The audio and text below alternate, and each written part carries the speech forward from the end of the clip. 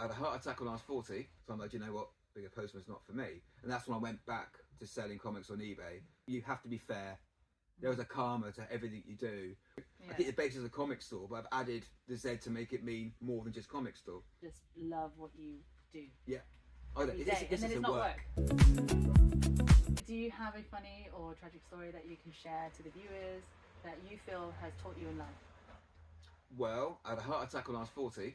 Oh my God. That was a real shock. I felt fit as a fiddle. I was riding bikes uphill, carrying 25 kilos. And then I had a few minor heart attacks and I thought nothing of it. And then one day I couldn't even get out of bed. I was like just stuck to the bed. And yeah, so I was a postman at the time. I really enjoyed the job. So I had a heart attack, off for 3 months. I went back, broke my 4 floating ribs, which I didn't even know existed, so I broke them. I had about a month off for that, then went back for a year and then had a slip disc. So I'm like, you know what, being a postman's not for me. And that's when I went back to selling comics on eBay, and then it just sort of steamrolled into me getting the shop. Do you know what, I have a theory about people who have near-death experiences, because heart attack is like a near-death experience. Yeah. Did you feel like at the time when you had the heart attack, did you feel like you went to another place or had been given extra abilities to sensitivities in life? Like, do you feel like, because I'll give you an example, some people who have had near-death experiences, I feel that they come back into this life, maybe whether they're conscious of it or not, but they have more sensitivities to energy, they have abilities to psychic abilities, or be able to manifest like a superhuman, and just be able to have that one foot in the other realm, because they almost went to the other realm. So the gate is more open and they are able to access help when they are asking or praying for things. My tower moment of a year and a half ago was actually more powerful than my heart attack. So when I had my heart attack, I've been with my partner for 14 years. This is just the most amazing thing. We never wanted children. We had cats. Never wanted children ever. So when I came out of hospital, the first time we had sex, Ali conceived. Oh wow. And all of a sudden, I had a heart attack. I had to get married, and I had a child all within like 9 months. It was just absolutely crazy, complete life change. And I had depression for like 2 years. It was really, really bad. But then I came out of that, and well, it's turned into this. So the way my heart attack stopped me being a postman, like the universe said, this job is not for you. You're meant to be doing something else. And it turns out this is what I'm meant to be doing. Well, I'm actually doing what I want to do, exactly what I want to be doing it. People will travel to here, not because of my shop, because Glastonbury's a day out for the whole family. It's a draw for a lot of people. So It isn't, it's, like I said, I keep saying this, but it is an archive. Yeah, it is an archive. It's a museum, and there's just so much feast for the eyes. It can be overwhelming for some people. It's like, oh my god, you know. So especially if you're a big fanatic. Is there one specific genre or collectible item that you have a sentimental value? It's records and comics. That's what I grew up with. Okay. But we didn't collect then. We read comics because that was the most entertainment we could get. There wasn't much TV for kids then, so comics were our main entertainment. And records we bought, not to collect them, because that was the only way we could listen to music.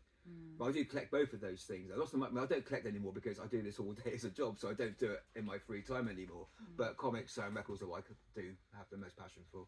But the main reason I took the shop on was so I could show my son I was going out to work, rather than just being at home on my sofa with a laptop selling comics online, you know.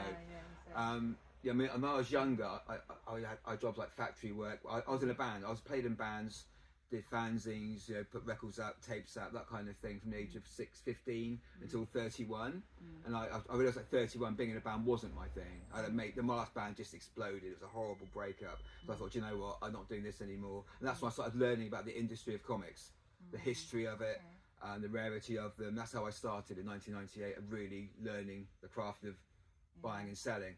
In order to be at this level of expertise and specialism, what advice would you give to somebody who aspires to have something like this, or be able to reach that level of recognition?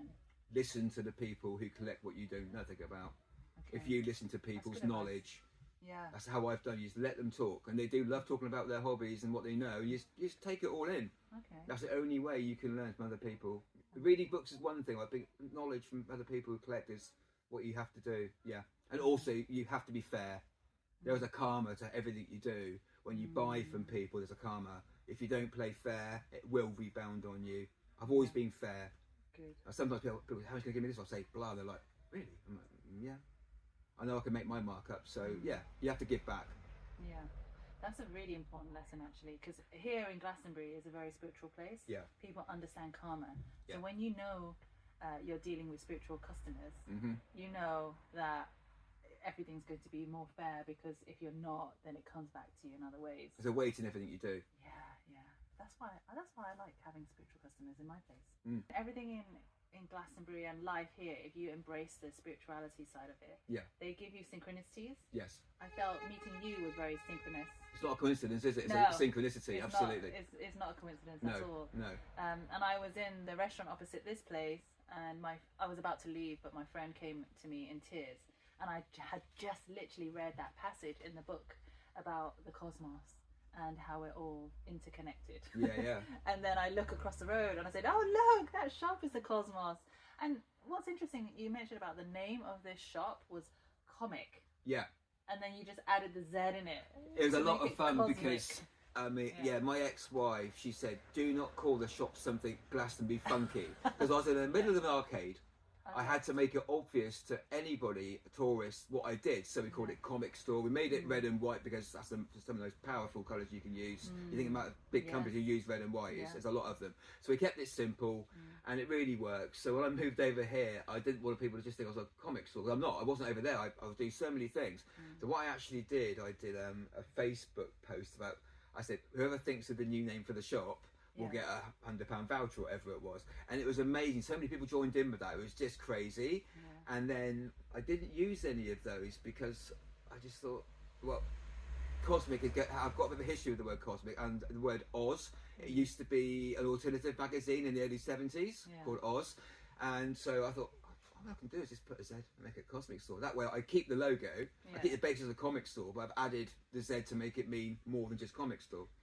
So, That's amazing.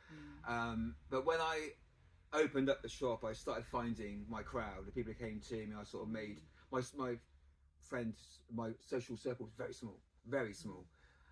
But yeah, I found some really powerful people who I really trust and admire. And so yeah, I mean, I love the town now. This has worked really well for me. It's been looking back, I've been here 22 years now, and yeah, I love it here now. I mean, next October is the 10th anniversary of the shop. Wow. In order for you to have something like this, it means you stand out for the crowd. And I was just thinking, like what sort of characteristics must you have in order to do something really well? And if you look at all the entrepreneurs, all the really successful people, what they did was they just stuck to their passion, and they went all the way with it. There was no fear there. In order to have this, it's fearlessness. You have to have some element of fearlessness, some element of, like you said, looking and learning, constantly listening. Every move I've made, some of my family, some of my friends have said, no, that's a man of it, what are you doing? And I'm like, I don't live off anyone's insecurities anymore. If it feels right to me, I just plough forward. So I was transient for 2 years. Then I was offered a house around the corner, 20-second walk from the shop.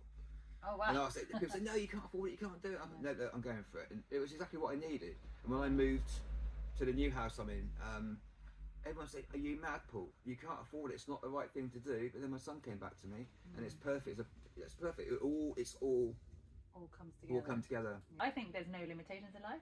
I feel like No. if you wanna Only in your head. you wanna dream, exactly, if you wanna dream and be a very ambitious person, but still be happy, because a lot of people they're unhappy with what they got, and then they inadvertently manifest the unhappiness, more of the unhappiness. But if you're just happy and just be like, oh, I'm just gonna dream big and just go for it without worrying about failure, and just be happy with the process, you're more likely to get where you want. At the moment, it's incredible. And I think that's the key to achieving your dreams. Just love what you do. Yeah. I don't, And then it's not work. No, it is not work. Exactly. I do 8 days a week, you know what I mean? But it's not work.